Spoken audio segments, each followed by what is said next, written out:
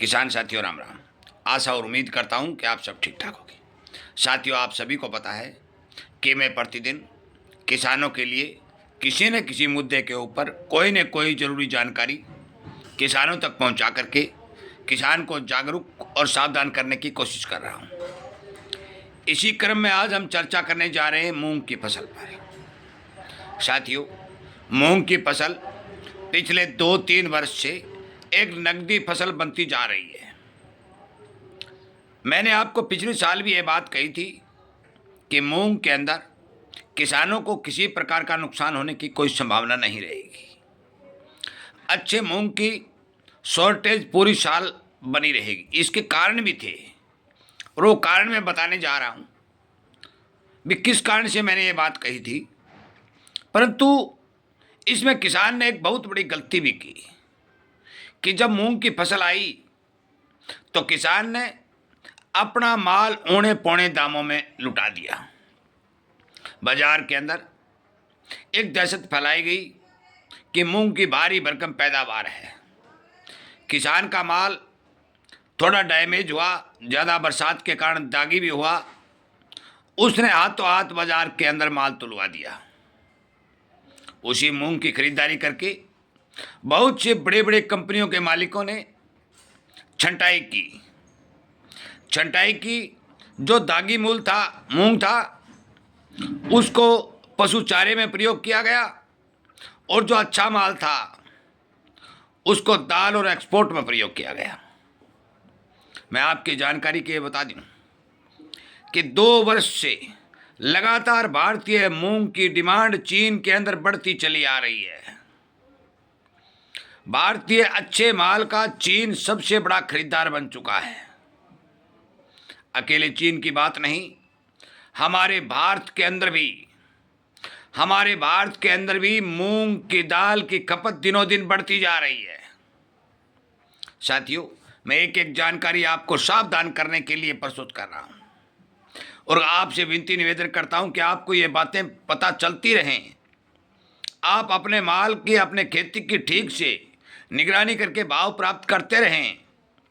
तो हमारे इस जागरूकता रूपी अभियान चैनल को सब्सक्राइब करके इसके साथ जुड़िए, अन्य किसानों तक शेयर करिए ताकि उन्हें भी आगे का अनुमान पता चल सके। अब मौके के ऊपर गेहूं की कटाई होने के तुरंत बाद मैं आपकी जानकारी के लिए थोड़ा आपका ये परिचय भी करवा दूं कि जहां जहां पानी अच्छा है, धान की खेती होती है, वहां भारी मात्रा में किसान गेहूं की कटाई होने के तुरंत बाद मूंग की खेती करते हैं और 60 दिन में पक जाने वाले मूंग की खेती करके वो हर एकड़ के अंदर 2 कुंटल से 3 कुंटल का उत्पादन लेने का काम करते हैं।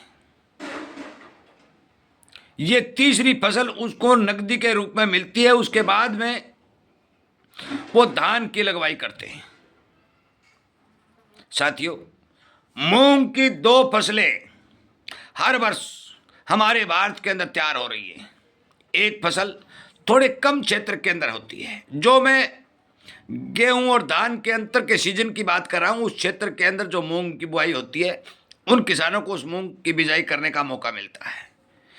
एक हमारे यहाँ सीजन के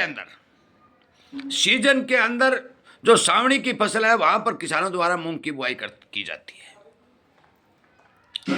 मैं मूंग के बीज के बारे में, मैं मूंग के बीज के उपचार के बारे में, मैं मूंग में डाली जाने वाली खादों के बारे में, रोग बीमारियों के बारे में तो अलग से वीडियो बना करके आपके पास भेजने का काम करूंगा। परंतु मैं आप मौके के ऊपर जिन किसान भाइयों के पास मूंग है उन्हें थोड़ी सावधानी बताने का काम कर रहा हूं। साथियों, मूंग की फसल आने में काफी लंबा समय पड़ा है। डिमांड दिनों दिन बढ़ती जा रही है। यहां तक कि 8,500 रुपए तक के मूंग के भाव हमारे मंडियों में देखे जा रहे हैं। मैं आपकी जानकारी के लिए बता दूं कि तमाम विशेषज्ञ लोग एल नीनो की संभावना बता रहे हैं।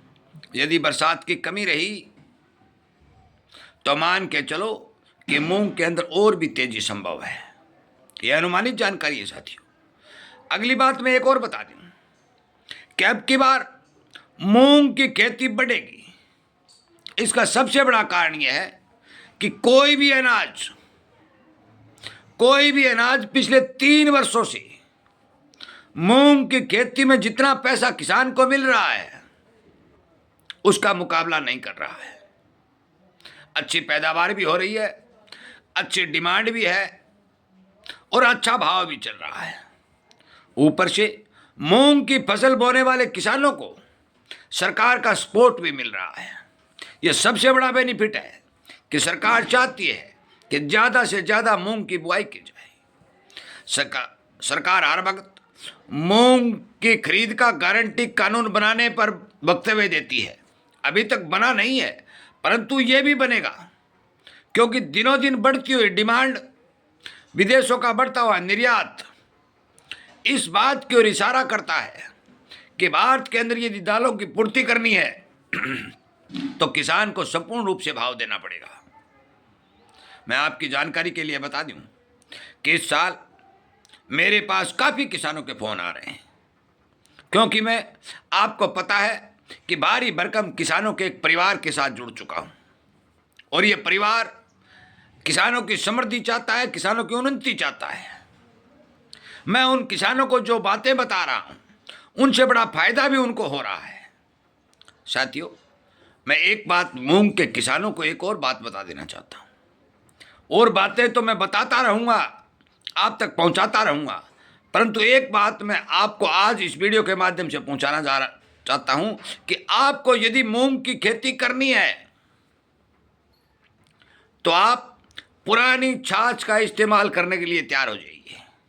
अपने घर में पुरानी छाछ यानी लस्सी ये इकट्ठा करना शुरू कर दीजिए, क्योंकि मूंग के अंदर जो पीला मोजक का रोग आता है ये किसान को भारी भरकम नुकसान पहुंचाता है। और इस पीला मोजक रोग को फैलाने वाला एक वायरस होता है, और उस वायरस को रोकने की शक्ति केवल पुरानी छाछ के अंदर है, बाकी किसी दवाई के अंदर वो ताकत नहीं है कि वो उसको रोक दे। मैं बार बार किसानों को आगाह कर रहा हूं, मैं इसकी डोज, इसकी स्प्रे करने का समय, ये सारी बातें धीरे धीरे आपको बताता रहूंगा, परंतु फिलहाल मैं कहता हूं कि आप अपने घर में एक ड्रम खरीदिए और उसमें छाछ इकट्ठा करना शुरू कर दीजिए, आपको बहुत बड़ा फायदा होगा। आखिर में एक बात और आप मैं स्पष्ट कर देता हूं कि मूंग के अंदर अब 2026 में भी कहीं भी कोई मंदी नहीं रहेगी और नहीं रहने की संभावना है। भगवान क्या कर दे वो एक अलग बात है, परंतु जो बाजार के जानकार, बाजार की जानकारी जो आ रही है, डिमांड की जो जानकारी आ रही है, संपूर्ण रूप से मूंग की खेती एक सफलता की ओर जाती दिखाई दे रही है। चाहे वो नहरी क्षेत्र हो, चाहे वो बिरानी क्षेत्र हो, अनेक तरह की वैरायटियों की जानकारी भी आपको दे दी जाएगी, रोग बीमारी को रोकने की जानकारी भी दे दी जाएगी, और भाव, डिमांड और खपत की जानकारी भी आप तक वीडियो के माध्यम से पहुंचा दी जाएगी। सुनना, शेयर करना, किसान को जगाना ये आपका काम है, बातें बताना, आपको जागरूक करना ये मेरा काम है। समय समय पर सटीक और सही जानकारियाँ आपको मिलती रहेंगी। विचार करके, इन बातों पर अमल करके यदि 4 कदम आगे बढ़ेंगे तो मेरा विश्वास है कि आपको फायदा होगा। इन्हीं बातों के साथ इस वीडियो को विराम देता हूं। उम्मीद करता हूं कि आप इस बारे विचार करेंगे। जय हिंद।